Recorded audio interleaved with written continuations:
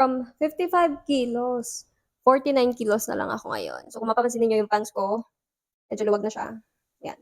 Kaya na natin ipasok yung isa nating kamay. So, ang ginawa ko, ayoko naman magpa-alter kasi gusto ko medyo wide pa din yung dito sa my legs. Gusto ko ito lang yung itatahiin. So, ang ginawa ko, since wala akong pantahi, bumili ako ng pantahi. So, makikita ninyo, ang cute niya. Look. Ayan oh, kompleto siya. May iba't ibang colors pa. So, ang bala ko, tatahiin ko yung mga pants ko kasi ang dami ko ng maluluwag na pants. May isa akong pants na kasyang-kasya sa akin before. Parang ganito. Pero ayan, ayun. Pero ito kasi guys, tingnan ninyo, kaya ko bumili para i-adjust yung mga pants ko.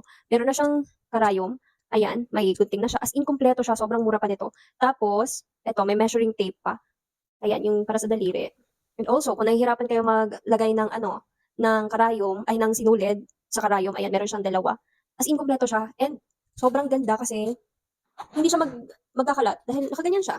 So, nakasecure siya ng ganyan. So, kung may mga pants din kayo na maluluwag na or mga damit na kaya nyo namang tahiin, bumili na kayo nito kasi ang ganda. Kompleto siya. And i-update ko kayo kapag na-adjust ko na yung mga pants ko.